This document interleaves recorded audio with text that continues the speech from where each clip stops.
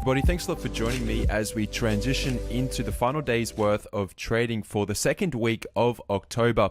The reason for this recording is I'm simply going to recap a couple of stocks which on Thursday more or less hit our targets and have been another set of very profitable trades for us over the past number of weeks. Now, before I get into the individual trades, just a very quick recap on what the markets did on Thursday. They did collectively slow. The Dow Jones Industrial Average did close down 31 points, not the biggest of moves, but the candlestick pattern itself is relatively interesting. It is what we call an inside day type of candle. It is very similar to that of an inside harami day. And again, this is just reflecting that the trend itself is starting to slow. Now, if I quickly change to the weekly candle for you, you can see the Dow Jones Industrial Average. It is, as at the close on Thursday, up 67 points. Over the past 4 trading sessions, we haven't seen the type of momentum that we saw last week. Again, this is somewhat expected. These trends cannot continue like this indefinitely. They are largely unsustainable, and it has been my general assumption moving into the week that the market should be starting to slow. And essentially what we are seeing at the moment is essentially that we are starting to see the market slow down. Again, the S&P 500 down 4.5 points. Not the biggest of reversal signals. I'm not calling for the market to reverse whatsoever. In fact, what we are probably going to see as we continue into the month of October is to see these markets more or less stagnant, move sideways, maybe potentially set up that of a bear flag. A bull flag or that of a stair-step continuation type of pattern as we allow these exponential moving averages, most importantly the 10, if not the 20, to once again catch back up to price and to act as a trampoline of sorts to propel price higher as we round out the month of October. Again, on the NASDAQ, you can see we closed down 12 points, another inside day candle. We do have an upper wick, which is a little bit interesting. It is reflecting a little bit of selling pressure taking place up and around these sort of resistance areas that we've been sort of beating our head into over the past 4 trading sessions. But what is relatively interesting is that, look, although the NASDAQ itself, if I go to the weekly chart and show you this, we're up 1.33 points as at the close on Thursday. We are left with a doji candlestick. So again, reflecting short-term indecision, a little bit of a bifurcated, sense of sentiment on the markets at the moment. But what we're seeing again is with a lot of these tech companies, we are finally seeing those wave rotations back up into our resistance points. Now, the first stock I want to recap is Amazon, because as at Thursday, Amazon hit our target. We had a target here at $1,008 per share, and the high on Thursday I believe was $1,846. Pay attention to this figure up here as I hover my cursor over Thursday's candle, and you can see for yourself it's $1,844. So Amazon as at Thursday hit our target, which is a trade first of all which took a little bit longer than what we expected. We've always been waiting for this oscillation to take place. We got in a little bit prematurely, 969, 986. We had a third entry down here at 966, but I can gladly sit here and say that, look, we finally hit it. We hit it yesterday, and now you should be considering, if you haven't already done so, to be actually exiting out of your position on Amazon. Now, a secondary stock I want to update you on is that of Baidu. Pardon me. Because Baidu at the moment looks as though it's in the initial stages of setting up that of a bull flag continuation. So after the breakout we saw on Tuesday, you can see that we have moved into some form of a slowdown, or at least a pullback, which has sort of moved into Wednesday and also Thursday's trading session. This is taking again the format of a bull flag continuation. Also, the volume is trickling out of Baidu, and this is largely what you expect after you break out of such a critical resistance area. That resistance point was coming in at roughly $250 per share. So this is very natural. It's very orderly for that of Baidu. And again, it's just going through the rotations or going through the ebbs and flows of breakouts. Generally what happens is we do get a back test of the breakout pivot, and this is essentially another opportunity for people to enter or think about opening up exposure to Baidu if we are to see price pull back down to about 250, if not 252, over the next couple of weeks. So pay attention to Baidu. If not, you have an opportunity to enter into Baidu. If it takes out the swing high on Wednesday, of course, allow some additional room. But this is looking like really just a textbook type of continuation pattern that is setting up on Baidu, and I wanted to bring that to your attention. Also, Caterpillar on Thursday had a very, very strong day. This has been one of my favorite stocks personally to be trading and to be sort of capturing, of course, this bullish trend that we've been riding for the past number of months right now. You can see all of our past bullish entries. I mean, there's a lot of them. Most recently, we had one at 126.13. Personally, I did not enter or re-enter or add to my additional or my already open orders or positions on Caterpillar, but there was a dotted line here even at 127.28. I personally did not take advantage of this entry. The reason for that is because we've got a number of past entries that, again, a lot of people are already holding.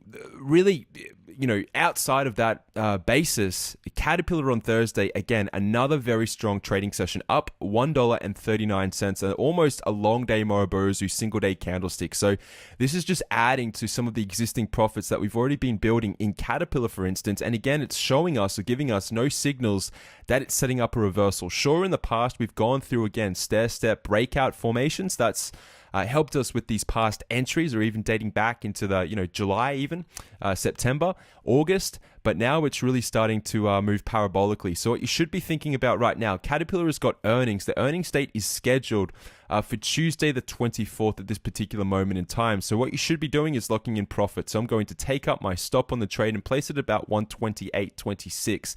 If we did not have earnings on the 24th, I'd be a little bit more, I guess, reserved, or I'd be a little bit more flexible in my stop. But, there's no reason right now, even as we round out this current week, to be sort of considering taking off some of the positions that you may have, even at market, more or less as we open on Friday, or even during Friday's trading session. If we continue to pop on up a little bit high, you can always take a portion of those positions off the table to bank that profit, and of course allow the remaining positions, to sort of ride the wave of this trend. It's you cannot be exactly 100% on the ball when it comes to reversals or pullbacks or market noise. But what you can do, of course, is protect yourself, lock in profits, and then have a hard stop on the remaining positions that you may have. My hard stop on that is now moved up, and it will be placed at about $128.26. That will be the low of what we made on Thursday, the profits of $1.39, the continuation of the trend to the upside. Let me just continue through some of these stocks at the moment.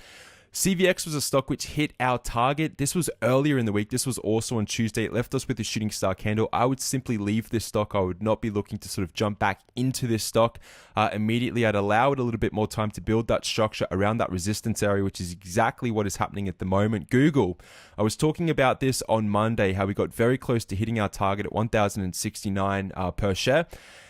I was also talking about how you should be thinking about protecting yourself, locking in profits. You can see here we pulled back on Tuesday, but then on Wednesday we rallied. We rallied above our 1,069 cent target. So, here we are. We're trading at 1,005.65 at the moment. If you're not out of Google, you should be getting out of it now. Again, we're moving or transitioning into earnings season. And this is giving us, of course, a finite sort of date where we need to leg out of a lot of these contracts if you're already in these positions, and if you haven't legged out of them at the moment at our current target areas that we're more or less hitting across the board with a lot of these individual companies. Now, continuing into Goldman Sachs is pulling back.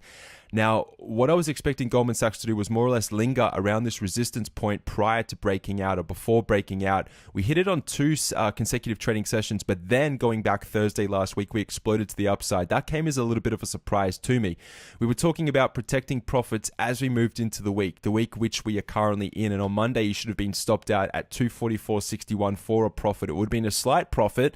Obviously not as nice as some of these high levels we were trading at up here at 246, but the reason for having such a tight stop on this trade or on this stock was because of earnings. So as we move into Friday's session, we have an earnings call scheduled for Tuesday. So really, the reason for having this so tight was because we knew we had to liquidate this position more or less this week, if not certainly by Monday, all right, Monday week. And as you can see, it's overshooting, it's pulling back, but this shouldn't be a concern to anyone in this analysis or watching this analysis if you've been following through with the analysis which we go through each and every weekend. Now, again, moving into this, IBM was another individual company which hit our target. It hit our target, I believe, on Tuesday. Let me just confirm this. It was, if you pay attention up here, this candlestick, it was Tuesday the 10th of October. We hit 148.79. You should have been out of it on that specific date. If not, we were saying adjust your stops to the low of this candle, so you should have been stopped out for another profit at 147.61 if you didn't get out at 148.79. Now, again, there's a little bit of a difference between these two figures. It is just over $1, about $1.18. So a pretty distinct difference when you're talking about core contracts, derivative contracts, underlying the underlying security. But again, another profitable trade stemming from 143 and then 144.88. I'd be out of IBM. We've got an earnings call scheduled for Monday. You need to be out of this during Friday's day's worth of trading. Again, Netflix, it's holding up above resistance areas. Liquidate this trade if you're in it. Don't hold it into earnings. It's very important that you exit out of these prior to earnings. Earnings is largely unquantifiable. More or less, no one really knows what the outcome is going to be of that earnings call and how it's going to be interpreted by active market participants. So it's best when it comes to the world of options, and if you're unsure of obviously what the reaction is going to be and even the report itself, that you liquidate your holdings prior to the earnings announcement. Now, the final stock which I want to talk about is that of Tesla. Tesla is still trying to maintain the support area. It's trying to gain or hold traction, build grit, and oscillate all the way back up to about 380. I think it's going to happen, much like I've spoken about with Google, oscillating back up to our 2 targets most recently, as of yesterday, with Amazon finally rotating back up to these resistance points, these very important resistance points. I still believe this is going to be the case with Tesla. It may take a little bit of time, but if you are in the trade above this level just over here, I'd more or less have a tight stop on this trade. We are seeing a couple of upper wicks, and again, we do have an earnings call. This is scheduled for the 25th, a Wednesday, so it is a number of weeks away. It is still 2 or 1.5, 4 weeks of trading away. But again, it wouldn't surprise me to see Tesla, unfortunately, come back down maybe to 344, 340, even before we see that wave rotation. I'm not sure if it's going to happen prior to earnings. That's the thing. So if we don't see the full rotation back up to 380 prior to earnings, you need to liquidate this regardless, all right? And I just wanted to make that very clear as well. Now, going into the US dollar, let me just really conclude with the US dollar. We're trying to, of course, reverse off from this green box on my screen. Obviously, that's helping commodities at the current time, but at the same time, we saw a little bullish candlestick over here. I'm going to be speaking about the US dollar in great detail in tomorrow's class, right? In that pro analysis class.